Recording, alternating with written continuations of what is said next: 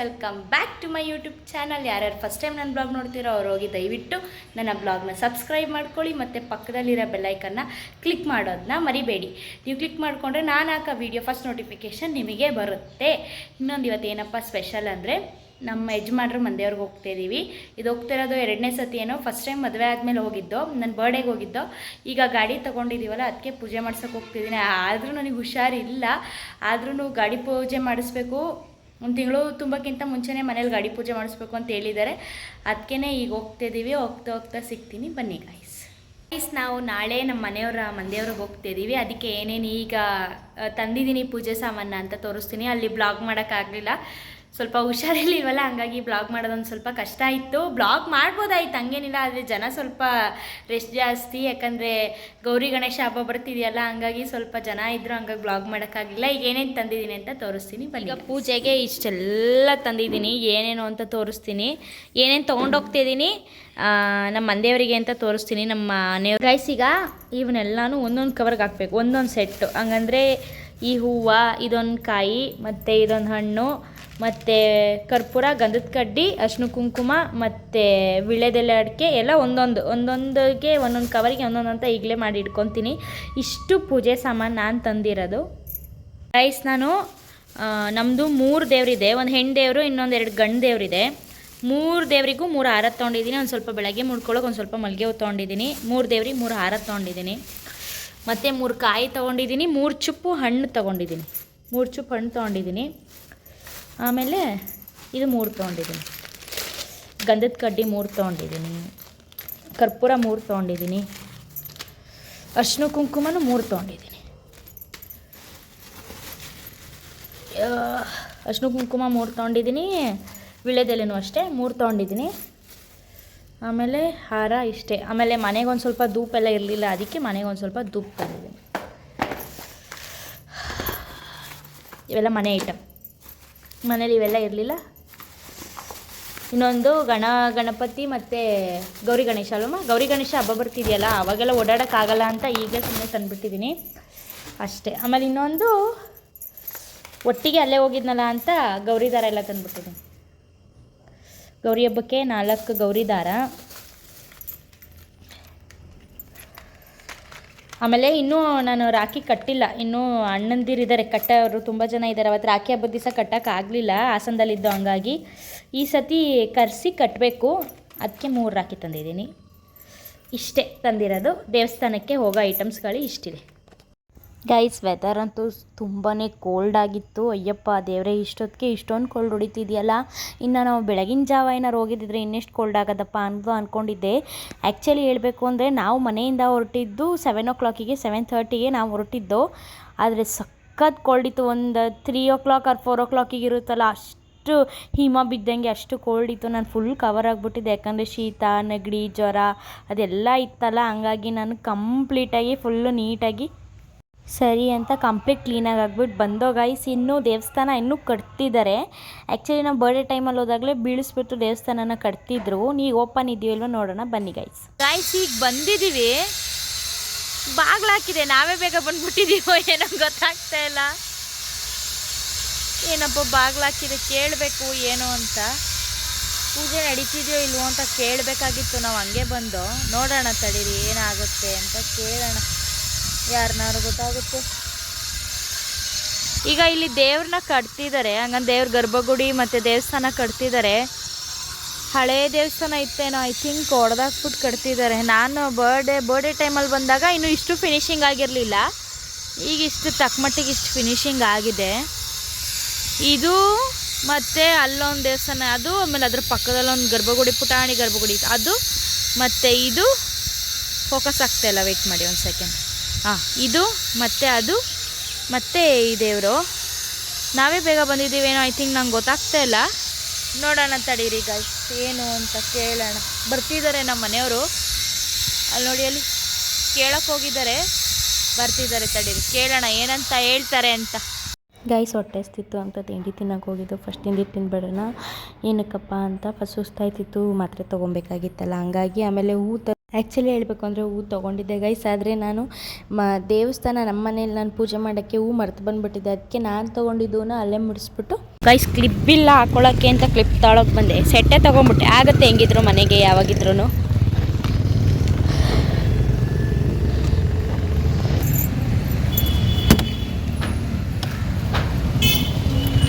ಚಂದ್ರಪಟ್ಟಣದಲ್ಲಿ ನಾವು ವಾಶ್ ಮಾಡಿಸ್ಕೊಂಡು ಬಂದಿರಲಿಲ್ಲ ಗಾಡಿನ, ಈಗ ವಾಶ್ ಮಾಡಿಸ್ತಿದ್ದೀವಿ. ವಾಶ್ ಆಗ್ತಿದೆ ಗಾಡಿ. ಈಗ ನಾವು ಲೇಟ್ ಆಗುತ್ತೆ ಅಂತ ಹಂಗೆ ಬಂದು ಈಗ ಗಾಡಿ ವಾಶ್ ಆಗ್ತಿದೆ.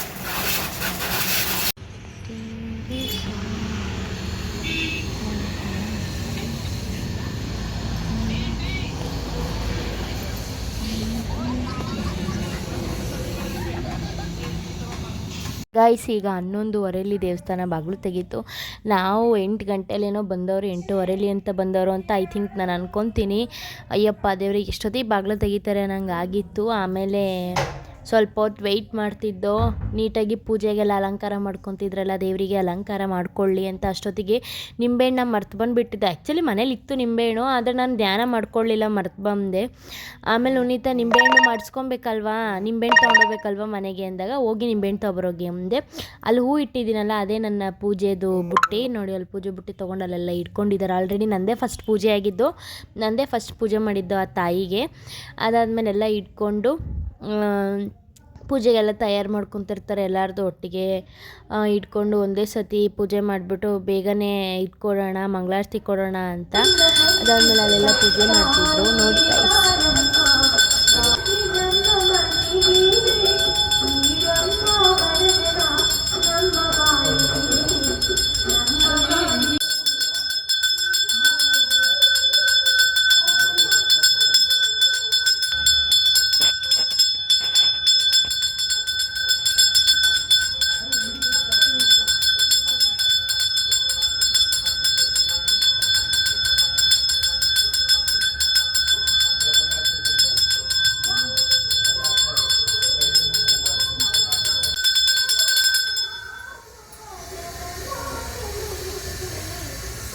ಇರಲಿ ಬಿಡಿ, ನಾನು ಮಾತಾಡ್ತೀನಿ.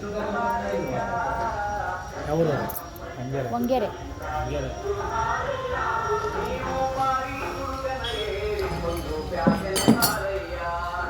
ಬೆಳಗ್ಗೆ ಬೇಗ ತೆಗಿಯಕ್ಕಲ್ಲ ದೇವಸ್ಥಾನ ಈಗ, ಬೆಳಗ್ಗೆ ದೇವಸ್ಥಾನ ಬೇಗ ತೆಗಿಯಕ್ಕಲ್ವ ಅಂತ ತೆಗಿದ್ದು. ಇವರು ಒಂಚೂರು ಇವತ್ತು ಲೆಕ್ಕಾಚಾರ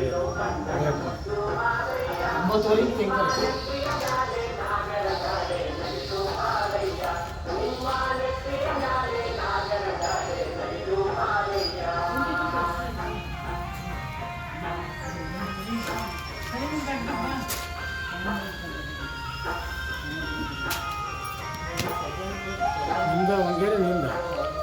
ನನ್ನ ಗಂಡನ ಮನೆ ಒಂಗೆರೆ, ನಮ್ಮದು ದೇವೇಗೌಡರು ಅರ್ಧನಹಳ್ಳಿ.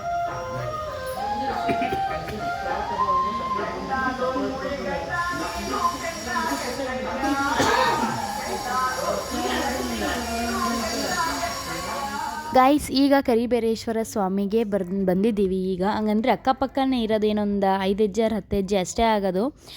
ಎಲ್ಲ ದೇವಸ್ಥಾನ ಬಾಗಿಲು ತೆಗ್ದಿದ್ದೆ 11:15. ಈಗ ಬಂದು ಅಲ್ಲಿ ಅಣ್ಕಾಯಿ ಇಟ್ಟು ಅಣ್ಕಾಯಿನೆಲ್ಲ ಬೇರೆ ಕವರಿಗೆ ಹಾಕ್ಕೊಂಡು ಹೋಗ್ತಿದ್ವಿ.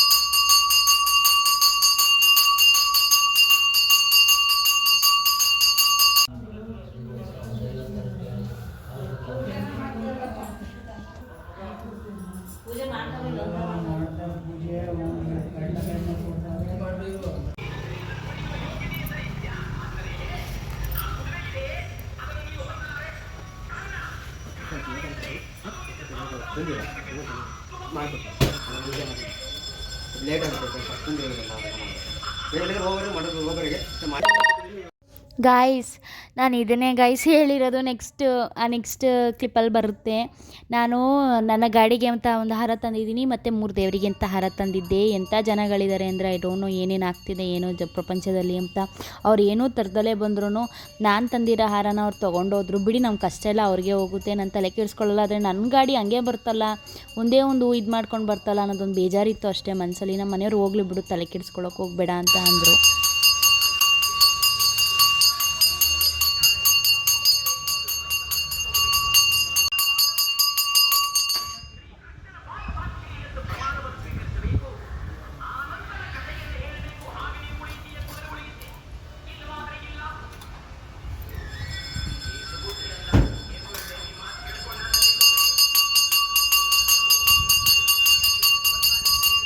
ಗೈಸ್ ಈಗ ಪೂಜೆ ಎಲ್ಲ ಮಾಡಿಕೊಂಡು ಈಗ ನಾವು ದೇವಸ್ಥಾನದಿಂದ ಹೊರಟಿದ್ದೀವಿ. ಈಗ ಡೈರೆಕ್ಟ್ ಪೂಜೆ ಮಾಡಕ್ಕೆ ನಾವು ಹೂವಿನ ಹಾರ ತಂದಿದ್ದು. ಪೂಜೆ ಮಾಡಿ ಒಂದು 10 ನಿಮಿಷನೂ ಆಗಿಲ್ಲ ಗೈಸ್. ಇಲ್ಲಿ ಬ್ಯಾಕ್ ಸೈಡ್ ಒಂದು ಗಾಡಿ ಬರ್ತಿದೆ, ಕಾಣುತ್ತೆ ನನಗೆ ಗೊತ್ತಿಲ್ಲ. ಅವ್ರ ಅಮ್ಮ ಅಂತೂ ಒಂದು ಸೆಕೆಂಡ್ ಬಿಡಲಿ, ತಿರುಗಿ ಹೂವಿನ ಹಾರ ಇಸ್ಕೊ ಅನ್ಕೊಂಡು ಹೂವಿನ ಹಾರ ಇಸ್ಕೊಂಡ್ರು. ನನ್ನ ಗಾಡಿಗೆ ನನಗೆ ಹೂ ಇಲ್ಲ ಪಾಪ ಪೂಜೆ ಮಾಡ್ಸಕ್ಕೆ. ಪೂಜೆ ಮಾಡಿಸ್ಬೇಕು, ಮತ್ತೆ ಅವ್ರ ಹತ್ರ ಬಂದು ಪೂಜೆ ಮಾಡಿಸ್ಲೇಬೇಕು ಅಂತ ನಾನು ಹಾರ ತಗೊಂಡಿದ್ದು. ಅಲ್ಲಿ ನೋಡಿದ್ರೆ ಹಾರನೇ ಸಿಗ್ಲಿಲ್ಲ ನಮಗೆ. ಹೇಳಿ ಸೆಕೆಂಡಲ್ಲಿ ಹೇಳಿ ತಿರ್ಗೋ ಹೊತ್ತಿಗೆ ಹಾರ ಇಸ್ಕೊ ಅಂತ ಹಾರನೇ ಹಾಕೊಂಡ್ರು. ನಾನು ಹಾರ ಹುಡುಕ್ತಿದ್ದೀನಿ, ಹಾರ ಪೂಜಾರನ್ನ ಹಾರ ಕೊಡಿ, ನನ್ನ ಗಾಡಿಗೆ ಹಾರ ಕೊಟ್ಟಿದ್ನಲ್ಲ ಎಕ್ಸ್ಟ್ರಾ ಒಂದು ಅಂದರೆ ಅವರು ಕೊಟ್ಬಿಟ್ಟೆ ಕಣಮ್ಮ ಅಂತ ಅವರು. ಅಲ್ಲಿ ಬ್ಯಾಕ್ ಸೈಡ್ ಐ ಥಿಂಕ್ ಕಾಣಿಸಲ್ವೇನೋ ಅವರು. ಗೈಸ್ ಇಲ್ಲಿ ಎಷ್ಟು ಚೆನ್ನಾಗಿ ಕಾಣಿಸ್ತೀರ ನೋಡಿ, ತೋರಿಸ್ತೀನಿ. ನೀರು ಹರಿದೋಗ್ತಾ ಇರೋದು ನೋಡಿ ಗೈಸ್, ಇಲ್ಲಿ ಹೆಂಗೆ ಕಾಣಿಸ್ತಿದೆ ಇಲ್ಲಿ ನೋಡಿ. ಇಲ್ಲಿ ಹರಿಯಿಂದ ಇಲ್ಲರ್ದು ಇಲ್ಲರ್ದು ಹಿಂಗೆ ಹೋಗ್ತಿದೆ. ಇಲ್ಲಿ ನೋಡಿ ಇಲ್ಲಿ ವಾವ್, ಚಚಕ್ ಬಚಕ್ ಅಂತ ಇದೆ ಗೈಸ್. ಇಲ್ಲಿನ ಗ್ರೀನರಿ ಸೂಪರ್ ಆಗೈತೆ, ಆದ್ರೆ ರೋಡು ದೇವರೇ ಚೆನ್ನಾಗಿಲ್ಲ ಗೈಸ್. ಯಪ್ಪ ಭಗವಂತ, ಈ ರೋಡಲ್ಲಿ ಬರೋವತ್ತಿ ಕೈ ನಾವೆಲ್ಲ ಬಂದ್ಬಿಡ್ತಾನೆ. ಅದಾದ್ಮೇಲೆ ಮತ್ತೆ ನಿಂಬೆಹಣ್ಣು, ಅದೇ ಪೂಜೆ ಟೈಮಲ್ಲಿ ನಿಂಬೆಹಣ್ಣು ತೊಗೊಂಡೋಗಿ ಪೂಜೆ ಮಾಡಿಸ್ಕೊಂಡು ಬನ್ನಿ ಅಂತ ಅಪ್ಪ ಹೇಳಿದ್ರು ಅಂತ ನಿಂಬೆಹಣ್ಣು ತಗೊಂಡಿದ್ದು. ಒಂದು 6 ನಿಂಬೆಹಣ್ಣು ತಗೊಂಡಿದ್ದು. 6 ನಿಂಬೆಹಣ್ಣಲ್ಲಿ ತಾಯಿ ನಮ್ಮವ್ರಿಗೆ ಫಸ್ಟ್ ನಿಂಬೆಹಣ್ಣು ಹಾರ ಎಲ್ಲ ಕೊಟ್ಟಿದ್ದೆ ನಾನು ಪೂಜೆ ಮಾಡೋಕ್ಕೆ. ಅವರು ಫಸ್ಟ್ ಬುಟ್ಟಿ ಒಂದೊಂದು ಬುಟ್ಟಿ ಇಟ್ಟರು. ನನ್ನ ಬುಟ್ಟಿ ಅದು ಒಬ್ಬ ಗೊತ್ತು, ನನ್ನ ಬುಟ್ಟಿನ ಕಿತ್ಕೊಂಡ್ಬಿಟ್ರು, ಎಲ್ಲ ಹಾಕ್ಬಿಟ್ರು. ಆಮೇಲೆ ನಾನು ಹೇಳ್ದೆ ಅದರಲ್ಲಿ ನಮ್ಮ ನಿಂಬೆಹಣ್ಣಿದೆ ಅಂತ. ನಮ್ಮ ಮುನಿತಾ ನಮ್ಮ ಮನೆಯವ್ರು ಅವರಲ್ಲ ಬಿಡು, ಹೋಗ್ಬಿಡ್ಲಿ ನಂಗೆ ಅವ್ರ ಲೆಕ್ಕ ಮಾತಾಡಕ್ಕೆ ಹೋಗ್ಬಾರ್ದು ಅಂತ ಆ ಥರ ಲೆಕ್ಕ. ಅವರು ಸ್ವಾಭಿಮಾನ ಜಾಸ್ತಿ ಅವರು. ಬಿಡು ಹೆಂಗೋ ಹೋಯ್ತದ ಅವ್ರು ಹೋದಂಗೆ ಅಂತ ಅಂದ್ಬಿಟ್ಟು ಮತ್ತೆ ನಿಂಬೆಹಣ್ಣು ಇಟ್ಬಿಟ್ಟು ಪೂಜೆ ಮಾಡಿಸಿ. ಹೆಂಗೋ ಪುಣಿಕಿಲ್ ನಿಂಬೆಹಣ್ಣು ಸಿಕ್ತು, ಹಾರನೂ ತಗೊಂಡೋದ್ರು. ಅಯ್ಯೋ ದೇವ್ರೆ, ಜನ ಅವ್ರು ಏನಂತಾರಲ್ಲ ಪೂಜೆ ಮಾಡಕ್ಕೆ, ಆದ್ರೆ ಪೂಜೆ ಮಾಡಕ್ ತಂದಿರೋರ ಹತ್ರ ಇಸ್ಕೊಂಡು ಹೋಗ್ತಾರೆ. ಆ ಲೆಕ್ಕಾಚಾರ ದೇವಸ್ಥಾನದಲ್ಲಿ. ಗೈಸ್ ಈಗ ತಾನೇ ಮನೆಗೆ ಬಂದು ಮಮ್ಮಿಗೆ ಕೈಗೆ ದಾರ ಎಲ್ಲ ತಗೊಂಡ್ಬಂದಿದ್ದು. ಅದನ್ನ ಈಗ ಕಟ್ಟಿ ಅಮ್ಮಂಗೆ ಬಳೆ ಎಲ್ಲ ಅಲ್ಲಿಂದನೇ ತಂದಿದ್ದೆ. ಮಮ್ಮಿಗೆ ಬಳೆ ಎಲ್ಲ ಕೊಟ್ಟು ಈಗ ಕೈ ಮುಗಿದ್ಬಿಟ್ಟು ಈಗ ಕೂತಿದ್ದೀನಿ ಗೈಸ್. ನಮ್ಮಪ್ಪ ಒಂದೇ ಮಾತು ಹೇಳಿದ್ದು ಗೈಸ್, ಬಿಡು ನಮ್ದು ಏನೈತೆ ಅದು ಅವರಿಗೆ ಹೋಗ್ಬಿಡುತ್ತೆ, ನಮ್ಮ ದೋಷ ನಮ್ಮ ಕಷ್ಟ ನಮ್ಮ ದೋಷ ಏನೈತೆ ಅದು ಹೋಗುತ್ತೆ ಬಿಡು ಅಂತ ನಾನು ಹೇಳೋದು ಗೈಸ್. ಇನ್ನು ಎಂಥ ಜನಗಳು ಅಂತ ಯೋಚನೆ ಮಾಡ್ತೀನಿ. ಅವ್ರು ತರಲ್ಲ, ಈ ಗಾಡಿಗೆ ಅಂತ ತಂದಿದ್ದೆ, ದೇವರಿಗೆ ಅಂತ ತಂದಿದ್ದೀನಿ, 2 ತಂದಿದ್ದೀನಿ. ಒಂದಾರು ಇಡಬೇಕಲ್ವ ಗೈಸ್ ಅವರು. ಅಯ್ಯೋ ಎಂಥ ಜನಗಳು ಏನೋ ಗೊತ್ತಿಲ್ಲ. ಅದ್ರಲ್ಲಿ ಶೋಕಿ ಕೈ ಬೀಸ್ಕೊ ಬರ್ತಾರೆ, ಯಾರ್ದಾರು ಸಿಕ್ತು ಅಂತ ತಗೊಂಡೋಯ್ತಾರೆ. ಅಂಥ ಜನಗಳು ಏನೂ ಮಾಡೋಕ್ಕಾಗಲ್ಲ.